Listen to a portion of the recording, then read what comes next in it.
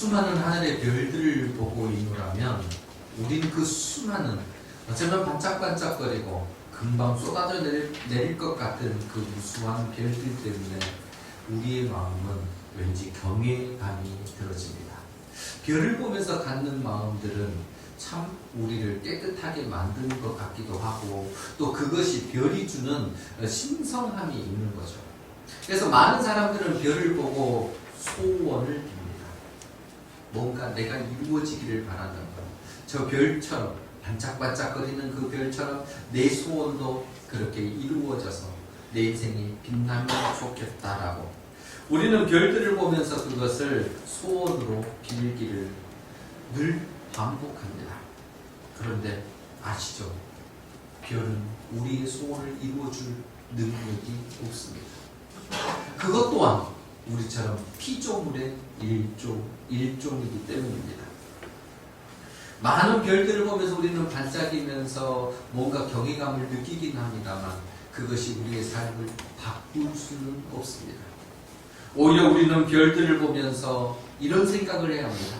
저 별을 누가 만들었을까? 저 별을 저렇게 운행하고 또 반짝거리게 만드는 분은 누구일까? 우리는 모두 다 알고 있죠.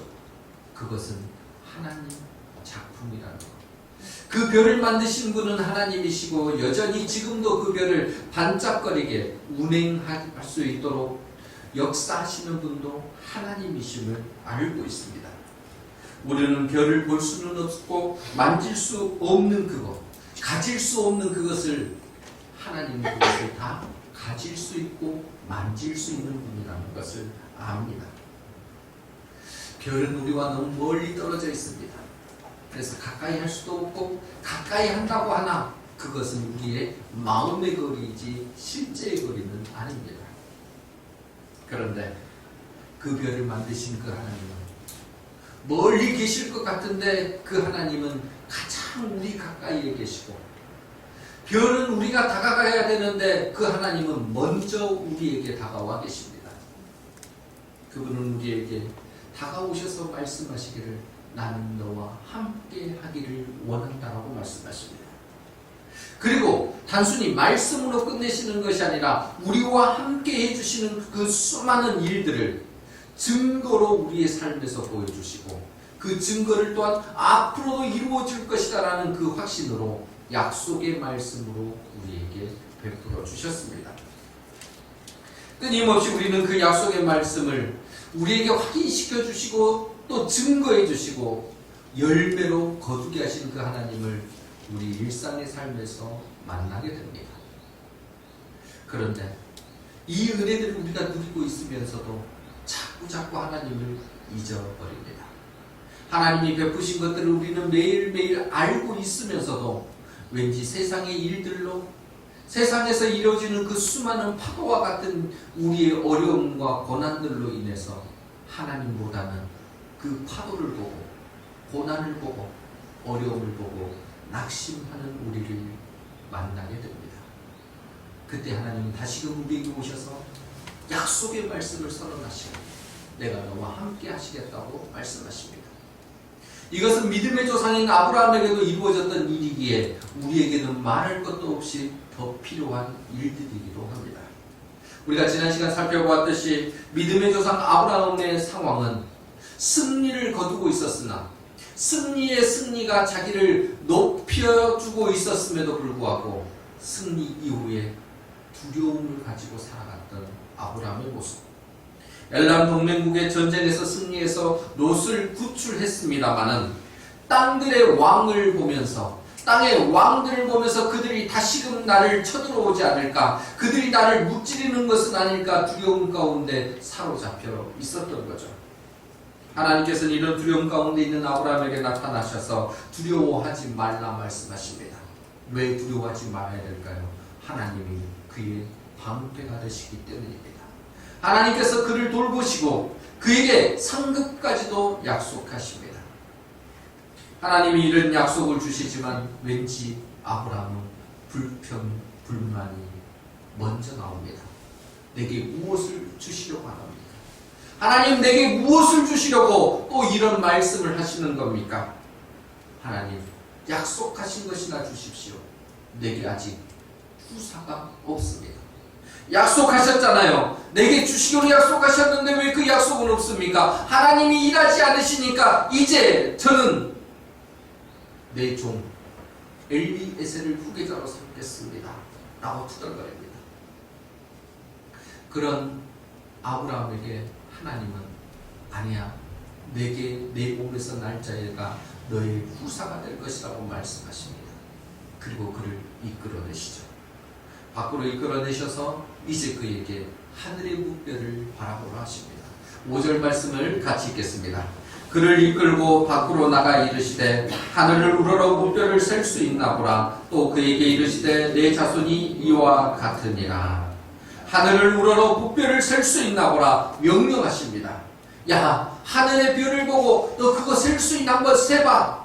예, 셀 수 없습니다. 볼 수는 있으나 그것을 시도는 할 수 있으나 우리의 능력은 그것을 셀 수 없는 능력을 가지고 있습니다. 그런데 그때 그 별을 보면서 우리가 가져야 할 것은 앞에서도 말씀드렸습니다만 그 별을 만드시고 창조하신 분이 누구신지, 또 그것을 운행하고 계시는 분이 누구인지를 아는 것, 또 그 하나님이 우리에게 약속하신 것이 무엇인지를 기억하는 지혜자가 되어야 된다는 거죠. 별만 보는 육적인 눈을 가진 것이 아니라 별 너머에서 역사하실 하나님을 바라보고 믿을 수 있는 그 은혜가 우리 모두에게 있기를 바랍니다. 하나님께서 약속하신 아브라함의 후사에 대한 것, 이것이 왜 불평과 불만이 됐을까요? 아브라함이 원하던 시간에 이루어지지 않았기 때문입니다.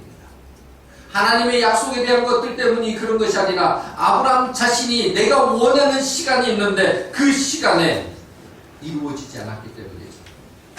사실 이것은 조금 더 기다려야 했습니다. 하나님의 시간은 조금 더 기다리기를 원하셨던 거죠. 약속의 시간이 아직 이르지 않았을 뿐인데 아브라함은 내가 원하는 시간에 이루어지지 않자 내 방법을 사용하기 시작을 합니다. 자기의 방법이 뭡니까? 내 종 엘리에셀을 후계자로 삼겠습니다. 하나님은 급히 막으십니다. 아니야, 그것은 아니라고 말씀하시죠. 내 몸에서 날 자가 내 상속자가 될 거야. 너 그렇게 해서는 안 된다라고 분명하게 말씀하십니다. 근데 이렇게 분명한 하나님의 말씀이 있음에도 불구하고 아브라함은 여전히 마음에 들지 않습니다. 하나님의 말씀이 그렇게 마음에 들지 않는 거죠. 하나님 또한 그것이 마음에 들지 않으셨던 거예요. 하나님도 아브라함도 서로 간에 마음에 들지 않으니 지금 묵뼈를 보면서 그 동일한 것을 보면서 일하기 시작하시는 하나님을 만나게 되는 겁니다. 너의 눈을 들어 하늘의 묵뼈를 보고 그 별들을 세어보라. 내가 내 자손을 이처럼 많게 하리라 하나님은 명령하셨습니다. 아브라함 별을 보면서 무슨 생각을 했을까요? 그 하늘의 묵뼈를 보면서 무슨 생각을 했을까요? 아마 현실이 먼저 보였을지 모릅니다. 내 지금을 보니 처량하고 또 처량합니다. 가장 중요하게 생각되어지는 후사가 없으니, 자녀가 없으니 얼마나 답답했겠습니까? 그런데 하나님은 자꾸 말씀하십니다. 내가 너에게 후사를 줄게, 너의 약속의 아들을 줄게, 기다려라고 말씀하시는 거죠. 근데 생각해보니까 내가 너무 늙었어요. 내 아내를 보니까 너무너무 늙었어요. 애를 낳을 수 있는 상황이 아닌 거예요. 현실로 보자니 너무 막막한데 하나님께서는 그 현실을 지금 아랑곳하지 않고 정반대의 말씀만 하신다는 거예요. 어쩌면 희망 고문을 내게 하시는 것 같은 느낌이 드는 거죠. 난감합니다. 이럴 때 우리도 얼마나 난감합니까? 흔들릴 수밖에 없는 상황 아닙니까? 현실이 이렇게 내 앞에 닥쳐져 있는 현실은 있는데 하나님의 말씀은 이것이다라고 믿음으로 이것을 받으라고 그러니 이게 너무나 내 삶과 말씀이 동떨어져 있는 거예요. 우리가 약속을 몰라서 그런 게 아닙니다. 하나님의 약속과 내 삶의 지금 그 환경이 너무 다르기 때문에 너무너무 말씀과 내 삶에 지금 이루어지는 그것을 보니까 난감하기 때문에 우리가 흔들리는 것 아닙니까? 그런데 조금 더 한 발 더 나가서 보십시오. 실제로 하나님의 약속이 우리의 현실과 동떨어져 있습니까? 아닙니다. 하나님의 약속이 내 삶의 현실과 동떨어져 있는 것이 아니라 내가 하나님의 약속의 말씀으로부터 떨어져 있는 겁니다. 내가 하나님의 약속이 내 앞에 있음에도 불구하고 그 약속의 말씀을 붙잡고 사는 게 아니라 그 약속의 말씀을 오히려 멀리 밀어내버리고 내 삶의 현실만, 내 삶의 상황만을 바라보고 있기 때문에 약속의 말씀이 너무 멀리 떨어져 있어 보이는 거죠. 하나님께서는 말씀하신 약속을 이루시기 위해 오늘도 우리 곁에 계시고 언제나 변함없이 일하고 계심에도 불구하고 내가 지금 내 삶의 그것에 내 온전히 가운데서 이루어진 일에 너무 집착하다 보니까 약속의 말씀은 점점 멀리 갑니다. 아니, 하나님은 더 가까이 오시는데 나는 그것을 피해서 더 멀리 세상 쪽으로 다가가고 있는 우리의 모습들이라는 거죠. 우리가 흔들리는 이유는 일하시는 하나님을 믿지 않고 시시각각 변하는 우리 주변의 상황에 매몰되어 있기 때문입니다. 그런 일이 계속 반복되다 보니까 우리가 계속적으로 이 일에 한 번, 두 번, 여러 번 반복되다 보니까 길을 잃어버린 겁니다. 해도 안 되더라. 붙잡으니 그게 무슨 의미가 있어? 해봤더니 안 되더라라는 마귀의 속삭임에 우리는 다 넘어가 버린 겁니다. 길을 잃어버릴 수 있습니다. 여러분, 중요한 것은 지금 다시 길을 찾는 거죠. 산에서 길을 잃으면 어떻게 합니까? 우왕좌왕 타고 방황하고 돌아다니면 안 됩니다. 피곤할 뿐입니다. 길을 잃었을 때는 다시금 그 자리에 서서 곰곰이 방향이 지금 어디를 향하고 있는지를 확인하셔야 합니다. 내 지금 서 있는 곳이 어느 방향이고 지금 어디가 동서남북의 방향이 펼쳐져 있는지를 확인하시는 거죠. 밤중에 길을 잃었습니까? 북극성을 찾아야 합니다. 북극성이 왜 그렇습니까? 언제나 북쪽을 향해 주고 있습니까? 북극성을 보는 이유는 북극성이 언제나 북쪽을 향하면서 변하지 않게 그 자리를 유지해 주니까요. 북극성은 우리에게 안정감을 줍니다. 하나님이 그러십니다. 우리 하나님이 변함없이 우리를 그대로 보고 계시고 우리 옆에서 우리를 도우십니다. 우리 인생이 파도처럼 요동치고 내 감정에 따라서 삶의 모습이 이리저리 변할지 몰라도 하나님은 언제나 그 자리이십니다. 변함없이 우리를 바라보시고 인도해 주시는 그 하나님이 계신다는 것이 얼마나 큰 복인지 우리는 알아야 합니다. 이것을 믿는 것이 우리가 가져야 될 믿음의 기본이며 길을 잃은 사람들이 길을 찾는 첫 번째 모습입니다. 본문의 아브라함 마음이 썩 내키지 않습니다.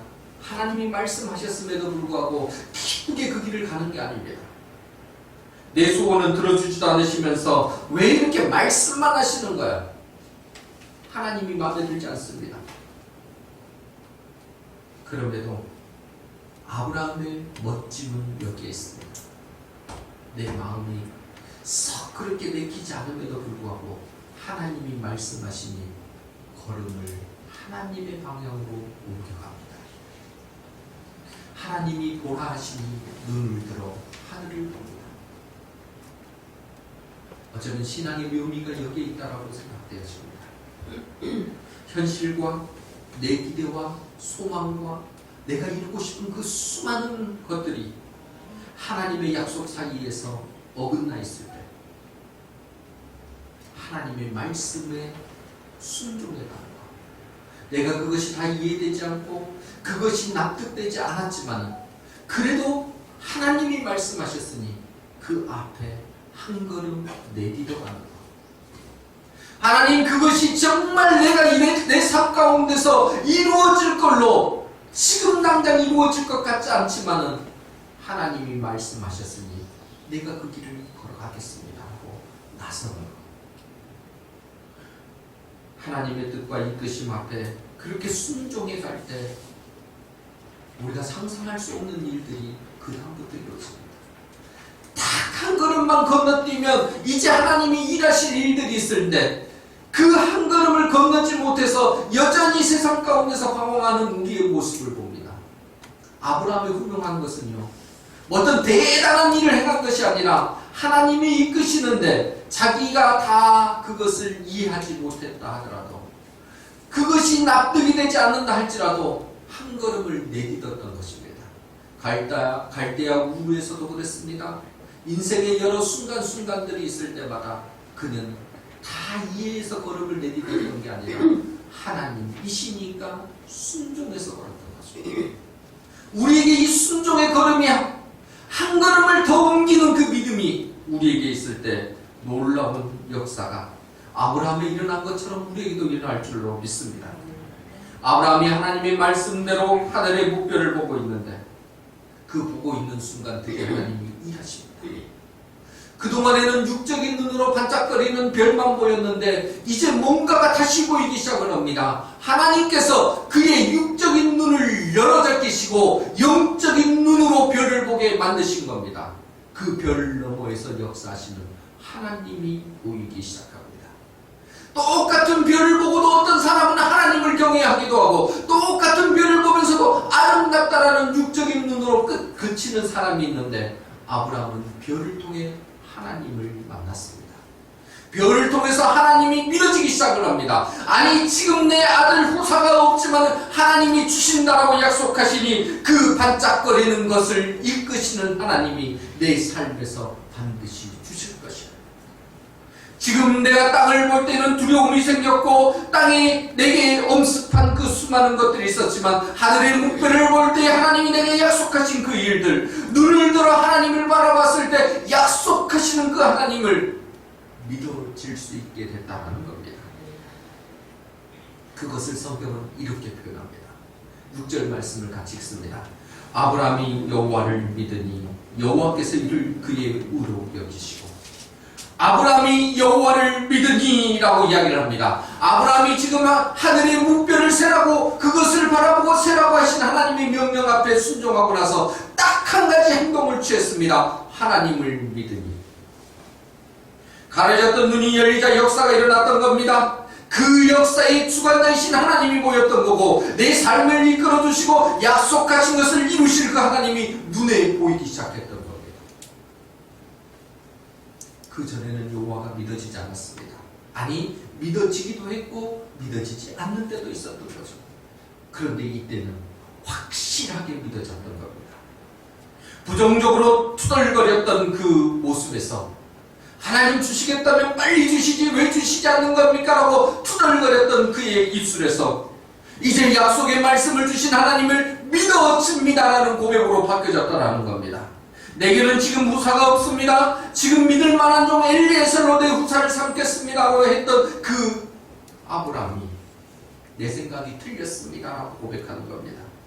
내가 나이가 너무 많아서 불안하지만 그것과 상관없이 하늘의 무뼈를 지으시고 그것을 운행하신 하나님은 그 불가능을 가능으로 만들어주실 하나님이 나의 주님이신 것을 믿습니다 라고 고백하는 겁니다.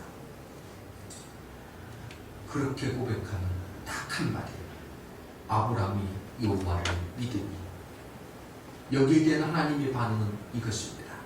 여호와께서 이를 그의 의로 여기시고. 하나님께서 아브라함을 의롭게 여겨주셨다고 합니다. 뭔가 선한 행동을 취하거나 아니면 그 일들에 대한 실행을 해서가 아닙니다. 한 가지죠. 하나님을 나는 믿습니다라는 그 믿음 하나로 그는 의로운 의인이 되었습니다. 하나님께서 이끄시는 대로 순종해 갔더니 어그러진 눈을 고쳐주시고 육적인 눈을 뜨게 하시사 영적인 눈으로 하늘의 눈을 통해서 땅의 불평불만의 눈이 아닌 하나님의 약속을 가질 수 있는 사람으로 바꿔주셨던 겁니다. 믿음의 일들이 보여주는 것이고, 하나님은 그런 아브라함을 있는 그대로 받아주시고 그를 의롭다 여겨주셨습니다. 여러분, 이 6절 15장 6절 한 구절이 매우 짧아 보이는 말씀 같습니까? 이것은 신구약을 성경을 관통하는 복음 중의 복음입니다.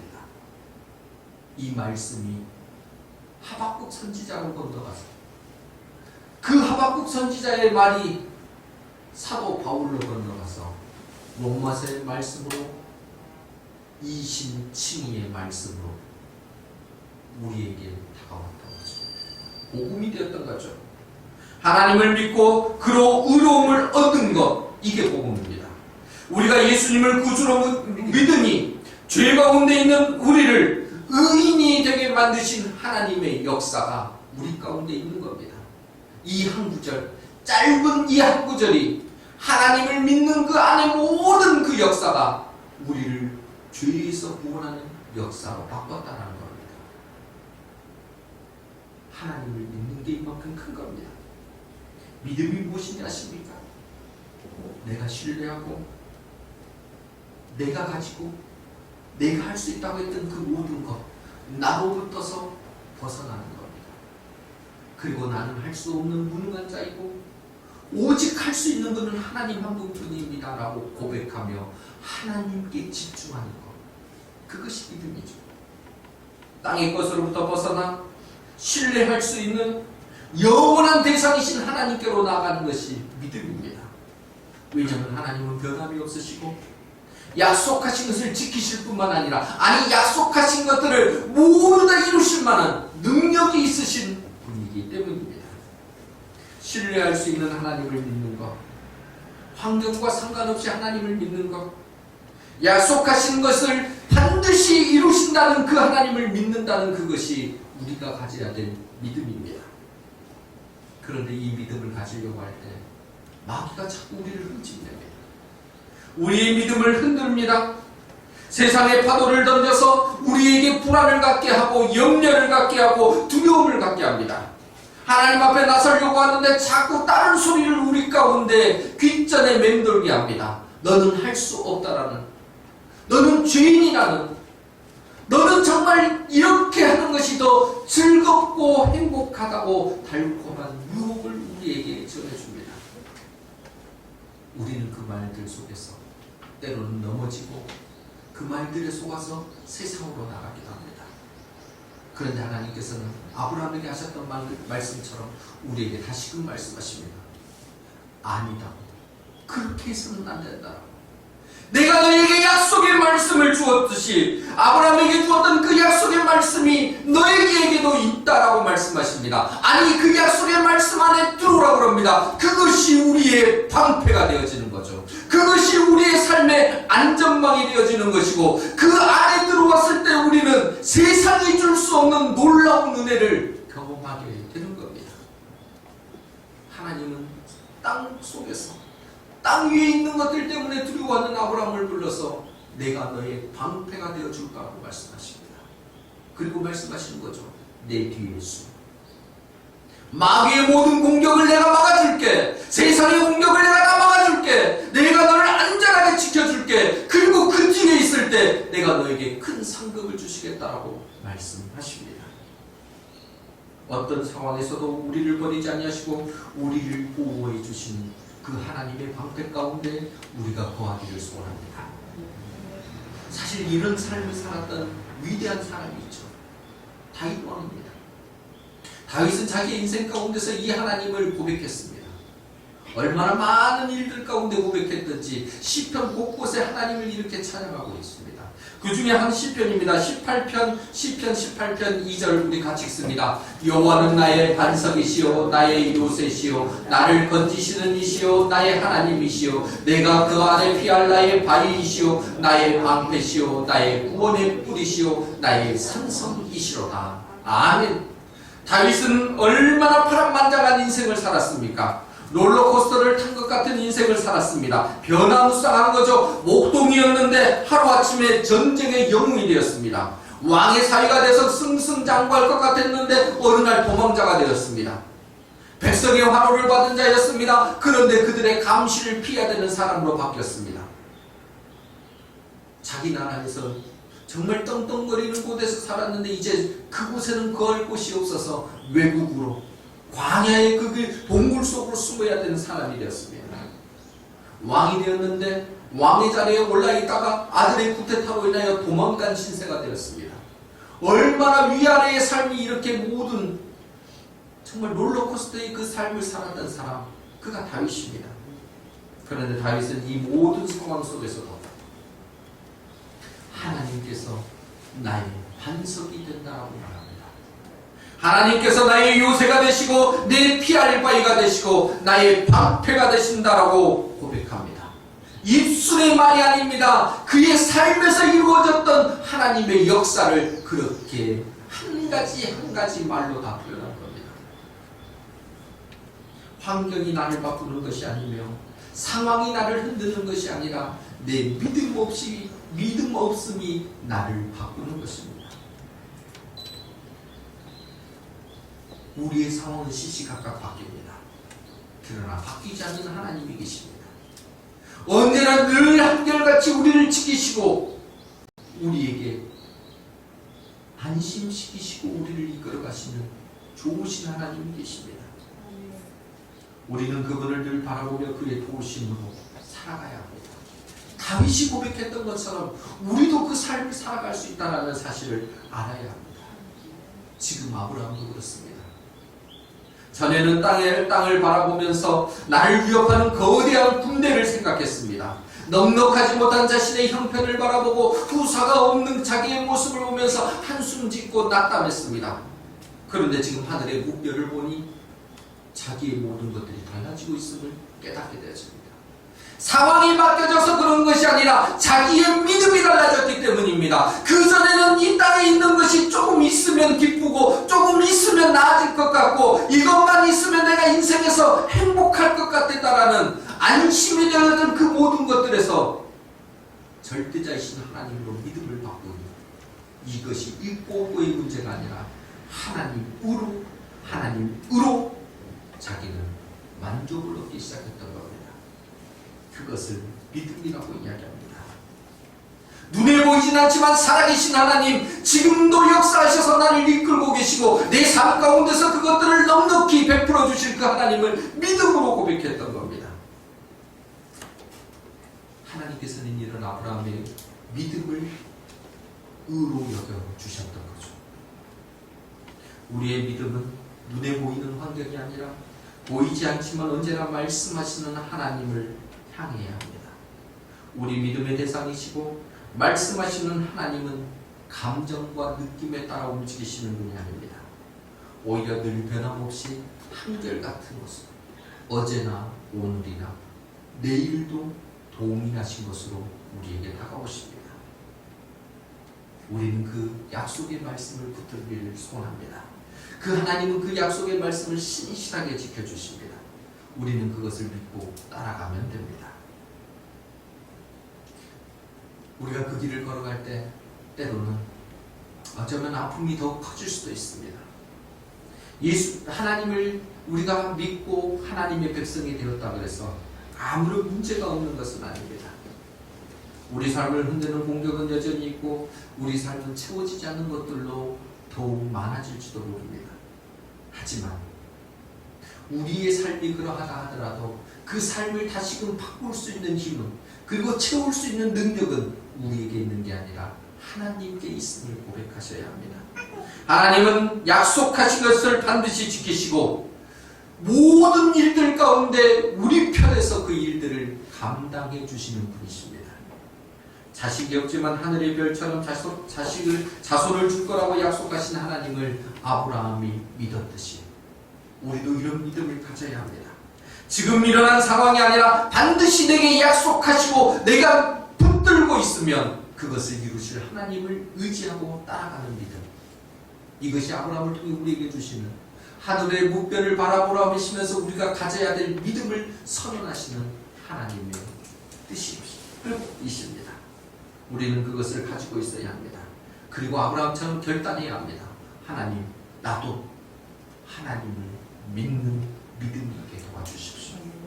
내 상황과 감정에 휘둘리는 것이 아니라 약속하시면 지키시고 여전히 나를 위해 일하시는 그 하나님을 나는 믿습니다라는 그 믿음을 간절히 사모하면서 내 삶에 그것을 드러내 보이시기를 바랍니다. 삶이 흔들릴 때 내 스스로 방패가 되려고 하지 마십시오. 내가 그것을 다 해결하려고 노력하지 마십시오. 오히려 삶이 흔들릴 때에 더욱 바라볼 것은 하나님이며 절박하고도 간절한 마음으로 하나님을 붙드시면 하나님이 방패가 되어 주시고 우리의 상급이 되어 주십니다. 그 말씀을 붙들고 나가는 우리 모두가 되기를 바랍니다. 사랑하는 성도 여러분, 우리의 삶의 자리가 어쩌면 아브라함과 같을지 모릅니다. 앞을 보니 수많은 엘람의 동맹군들이 우리를 향해 쳐들어옵니다. 내가 가진 것을 보니 더욱 부족해 보이고 초라해 보입니다.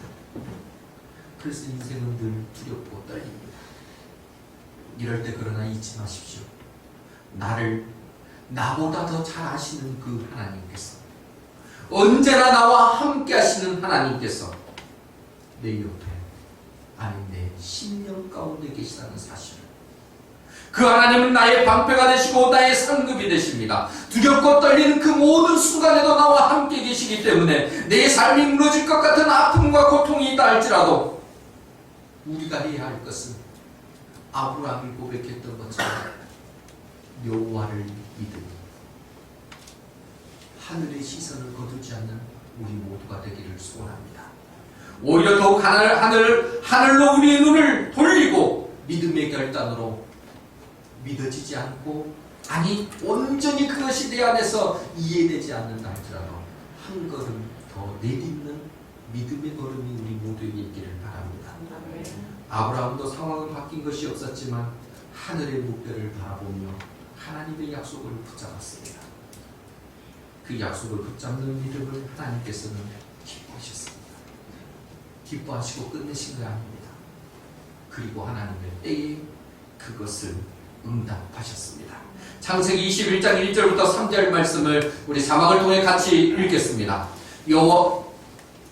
여호와께서 말씀하신 대로 사라를 돌보셨고 여호와께서 말씀하신 대로 사라에게 행하셨으므로 사라가 임신하고 하나님이 말씀하신 시기가 되어 노년에 아브라함에게 아들을 낳으니 아브라함이 그에게 태어난 아들 곧 사라가 자기에게 낳은 아들을 이름하여 이삭이라 하였고, 이 말씀을 잘 보셔야 합니다.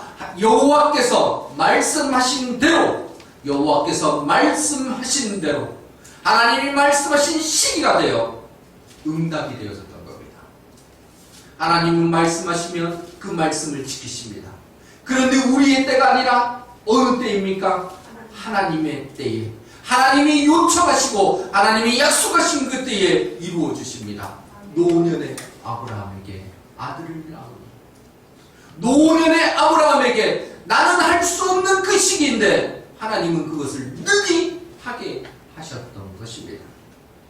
우리 목천교회 성도님들이 하나님의 이끄심에 순종하여 하늘의 목표를 보며 약속의 말씀을 믿음으로 결단하며 붙잡은 아브라함과 같은 삶으로 살아가므로 아브라함이 노년에 아들을 낳은 그 역사를 경험했듯이 우리도 약속의 결실을 맺는 삶을 살아가기를 주님의 이름으로 간절히 부탁드립니다. 특별히 우리 성도님들 이제 6월의 삶이 시작되어지는데 6월의 이 말씀대로 풍성한 결실을 맺어져가는 복된 삶이 우리 모두에게 넘칠되기를 주님의 이름으로 간절히 부탁드립니다.